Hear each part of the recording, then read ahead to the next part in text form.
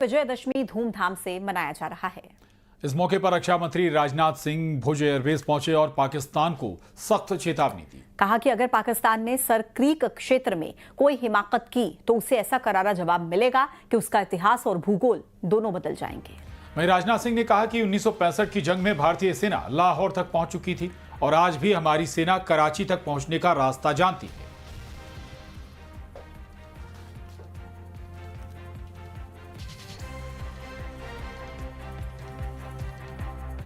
Operation सिंदूर के दौरान पाकिस्तान ने लेह से लेकर सर क्रीक के इस इलाके तक भारत के डिफेंस सिस्टम को भेजने की नाकाम कोशिश की।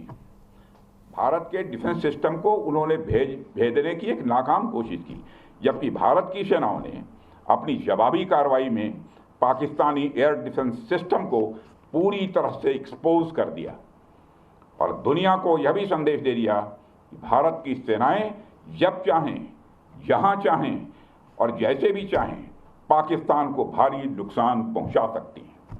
आज़ादी के 78 साल बीत जाने के बावजूद सर क्रीक इलाके में सीमा को लेकर एक विवाद खड़ा किया जाता है।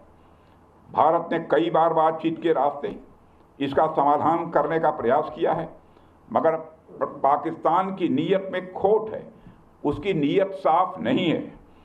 जिस तरह से हाल में पाकिस्तान की फौज ने सर क्रीक के सटे इलाकों में अपना मिलिट्री इंफ्रास्ट्रक्चर बढ़ाया है, वह उसकी नीयत बताता है। साथियों, भारत की सीमाओं की रक्षा भारतीय सेनाएं और बॉर्डर सिक्योरिटी फोर्स मिलकर मुस्तैदी से कर रही हैं। अगर सर क्रीक इलाके में पाकिस्तान की ओर से कोई भी हिमाकत की गई तो उसे ऐसा करारा जवाब मिलेगा कि इतिहास और भूगोल दोनों बदल जाएंगे मेरे साथियों। और 1965 की जंग में भारत की सेना ने लाहौर तक पहुंचने का सामर्थ्य भी दिखाया। आज 2025 में पाकिस्तान को याद रखना चाहिए कि कराची का एक रास्ता क्रीक से ही होकर गुजरता है।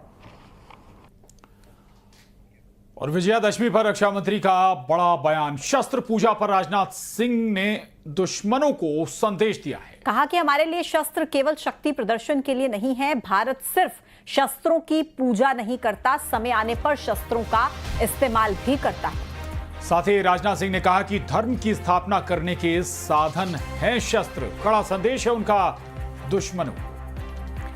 तो रक्षा मंत्री राजनाथ सिंह ने कहा कि भारत में सिर्फ शस्त्र की पूजा नहीं होती है, शस्त्रों का इस्तेमाल भी समय आने पर किया जाता है। कहा कि हमारे लिए शस्त्र केवल शक्ति प्रदर्शन नहीं है। और दशहरे के मौके पर भुज एयरबेस पहुंचे थे रक्षा मंत्री राजनाथ सिंह और यहां पर उन्होंने शस्त्रों की पूजा अर्चना भी की। ये दो तस्वीरें हैं आपके टीवी स्क्रीन पर और यहीं से उन्होंने संदेश भी दिया दुश्मनों को भी।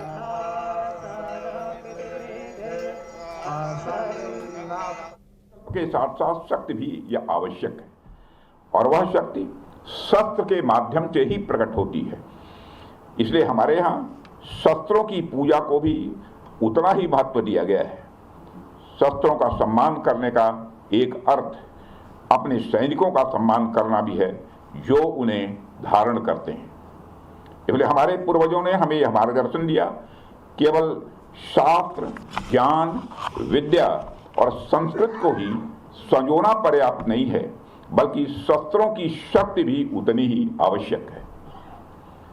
और हमारे पूर्वजों की वही शिक्षा आज भी हम सभी के अंदर है। ऑपरेशन सिंदूर में पूरी दुनिया ने इस बात का अनुभव किया है और शस्त्र पूजा इस बात का प्रतीक है कि भारत सिर्फ शस्त्र की पूजा नहीं करता है, बल्कि समय आने पर शस्त्रों का इस्तेमाल करना भी जानता है। आप हमारे देवी देवताओं की प्रतिमाओं को ध्यान से देखिए, उनके एक हाथ में शास्त्र है तो दूसरे हाथ में शस्त्र है, क्योंकि हमें वह संदेश देते हैं कि शास्त्रों की रक्षा शस्त्र से ही की जा सकती है। अगर हमारे पास ज्ञान है लेकिन उसे बचाने के लिए हमारे पास शक्ति नहीं है तो स्वाभाविक रूप से वह ज्ञान नष्ट हो जाएगा। विजयदशमी के मौके पर सीएम हाउस में शस्त्र पूजन किया गया। सीएम डॉक्टर मोहन यादव ने पहले भोपाल में सीएम निवास में शस्त्र पूजा की, फिर पारंपरिक धोती कुर्ता पहनकर वैदिक विधि विधान से सीएम डॉक्टर मोहन यादव ने शक्ति स्वरूपा मां काली की आराधना की। इसके बाद उन्होंने इंदौर में भी दशहरे के मौके पर शस्त्र पूजन किया। सीएम ने प्रदेशवासियों को दशहरा की हार्दिक बधाई देते हुए कहा कि पर्व हमें शस्त्र और शास्त्र दोनों की प्रमुखता को बताता है। इस मौके पर सीएम ने बड़ी घोषणा करते हुए कहा कि 20,000 पुलिस जवानों की भर्ती। सीएम ने कहा कि हर साल 7,000 पुलिसकर्मियों की भर्ती होगी।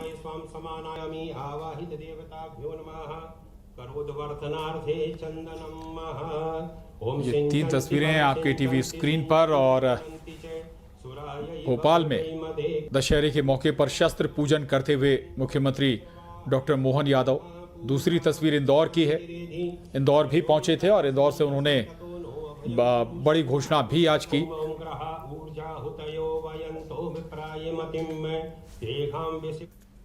हमारे पुलिस के अंदर लगभग 20,000 से ज्यादा पदों की भर्ती हम करने जा रहे हैं। चरणबद्ध रूप से 7,500 पद हर साल भरेंगे। सभी स्तर के मेरी अपनी ओर से पुलिस जवानों के लिए भी भरे देना चाहता हूँ। हमारी सरकार के माध्यम से सभी विभागों को लेकर के ठोस नीति बनाते। ग्वालियर में दशहरा का पर्व सिंधिया राजघराने की शाही परंपरा के साथ मनाया जा रहा है। महल के आंगन में पारंपरिक तरीके से पूजा का स्थान सजाया गया। केंद्रीय मंत्री ज्योतिरादित्य सिंधिया शाही वेशभूषा में बाहर निकले। सुनहरी बॉर्डर वाला पारंपरिक परिधान, सिर पर राजसी पगड़ी और हाथ में चमकती तलवार लिए हुए वो जब पूजा स्थल पर पहुंचे तो लोगों को मानो पुराने रियासत काल की झलक दिखाई दी गई। उनके साथ उनके बेटे महान आर्यमन सिंधिया भी मौजूद रहे। पिता पुत्र दोनों ने मिलकर देवघर में शस्त्र और राज चिन्हों की पूजा की। और इस दौरान पूजा में रियासतकालीन शस्त्र, पारंपरिक राज चिन्ह और परिवार के धरोहर सामान भी शामिल थे। कहा जाता है कि सिंधिया घराने में दशहरे के दिन शस्त्र पूजन और पूर्वजों की आराधना का चलन सदियों से चला आ रहा है।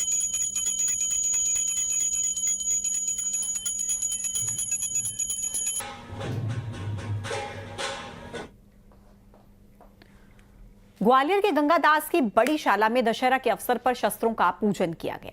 झांसी की रानी लक्ष्मीबाई के साथ युद्ध में शहीद हुए 745 नागा साधुओं के शस्त्र और तोप का पूजन महंत राम सेवक महाराज ने किया। हर साल दशहरे पर यहाँ पर इन शस्त्रों का पूजन होता है। यहाँ अकबर के काल की तोप भी रखी हुई है जिसका पूजन करके इसे चलाया गया। वहीं 700 साल पुरानी तोप अकबर ने महंत परमानंद महाराज को भेंट की थी। नारी शक्ति का प्रतीक है ये।